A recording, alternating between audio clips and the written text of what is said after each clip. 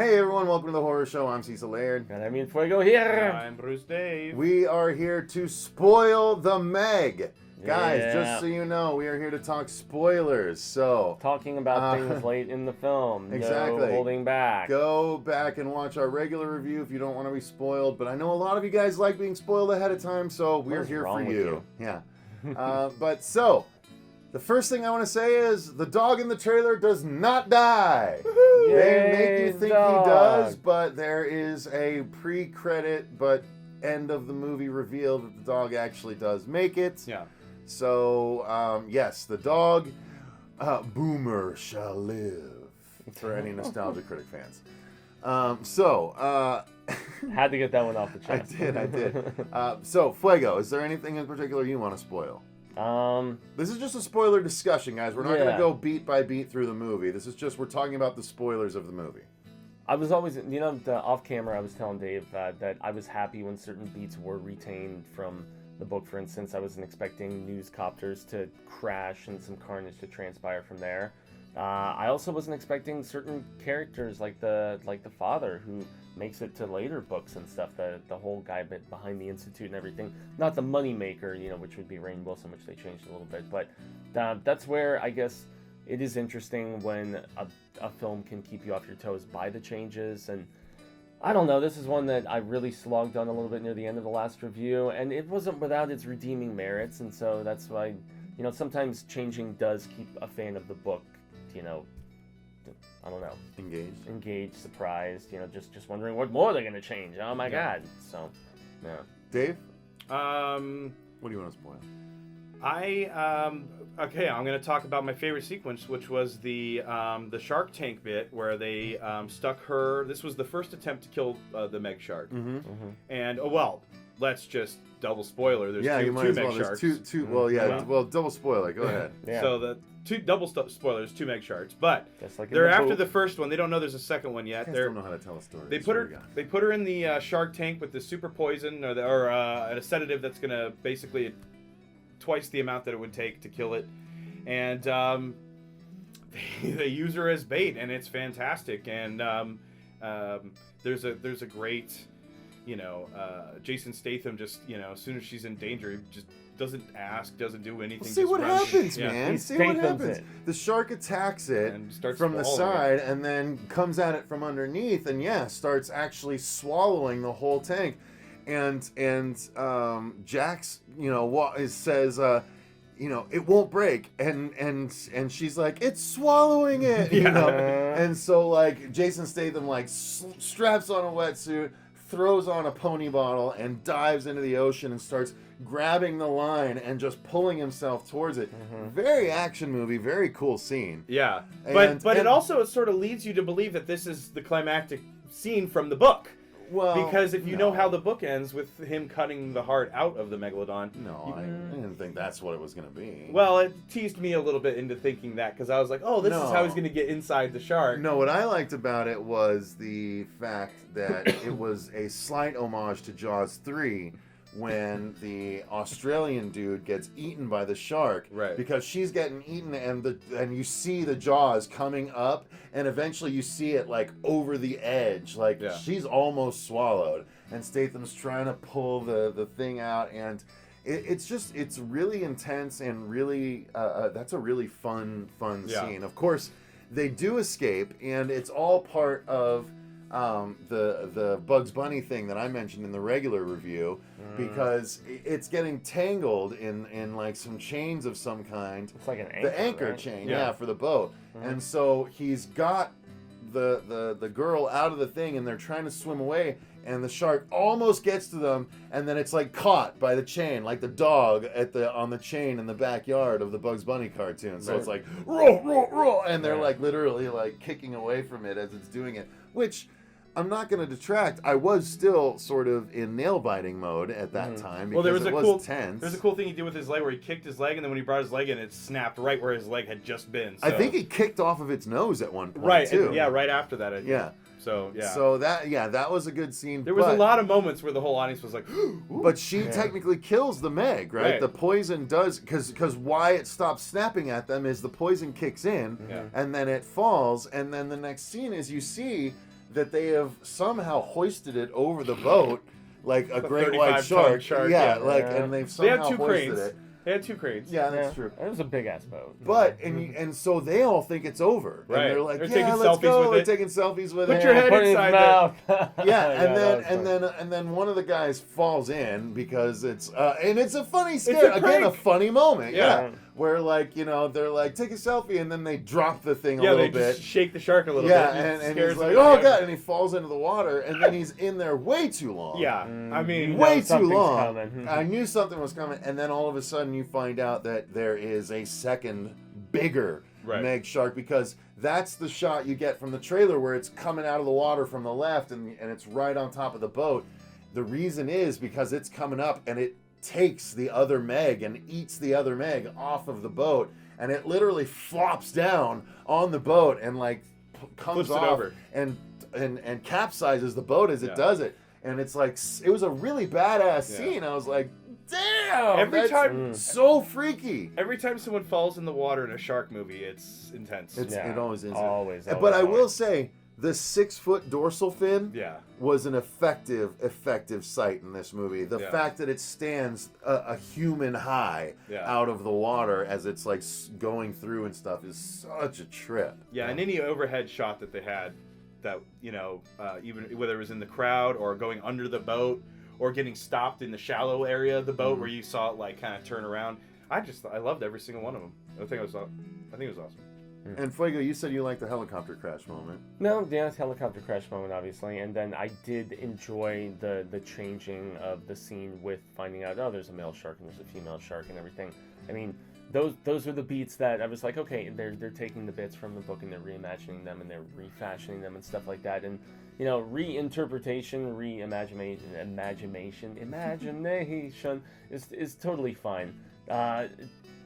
There's just not as much that I really feel like I need to spoil, aside from the fact that I wanted more carnage at the scene once he actually. Well, why don't you talk about Rainn Wilson? Yeah, I liked that death.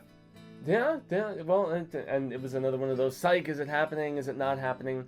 Sort of bits, because he basically shows empathy and care and all this other stuff, and he says that, okay, I'm gonna contact the Chinese government. I'm gonna do all of these different things to make sure that everyone is properly warned, and that as opposed to what you would think somebody who's been funding this sort of thing and unleash this sort of fearsome force would do, cover up. Turns out, okay, even though he seemed like he cared, he's trying to cover the shit up, and that where he gets just thrown out by those guys. And, Well, he goes on a one-man hunt.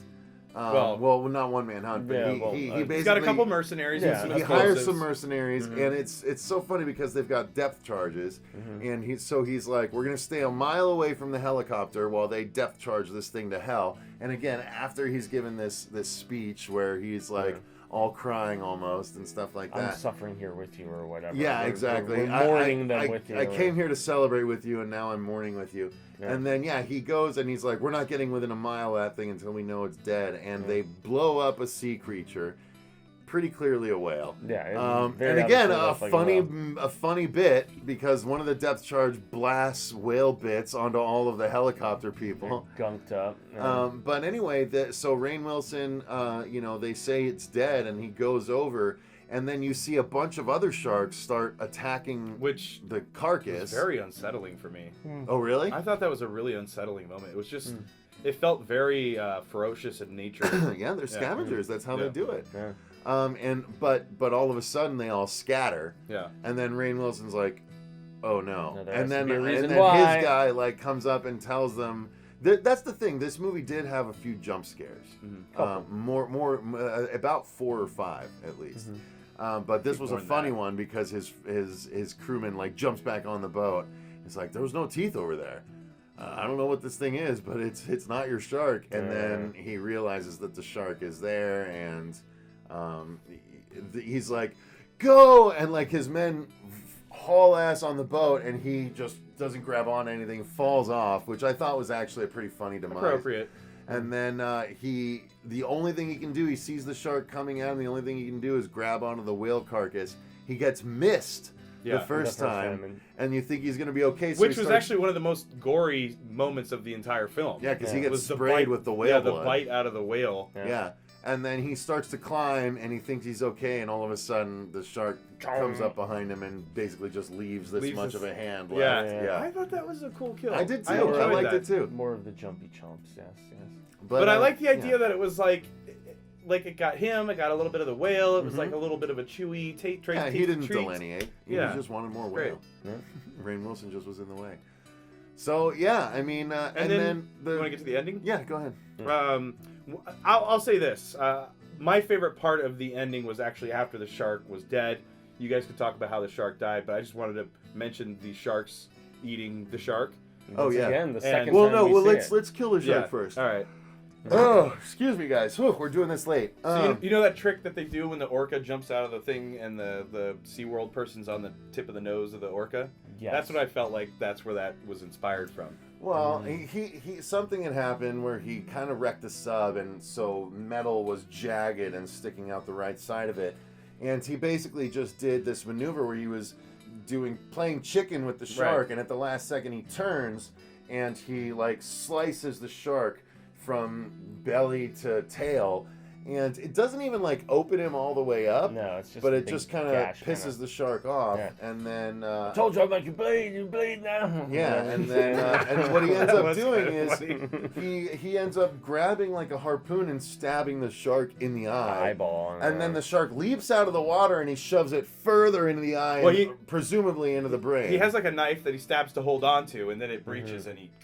Yeah. And he stabs it further in, and that's what kills the shark. And as it drifts into the abyss, Dave, what happens? So all the other sharks that were there eating Which the whale. is a cool shot because Statham is there, and you see all these sharks coming behind him like Aquaman. Like Aquaman, exactly. Yeah, That's which actually, we saw the trailer for. Yeah.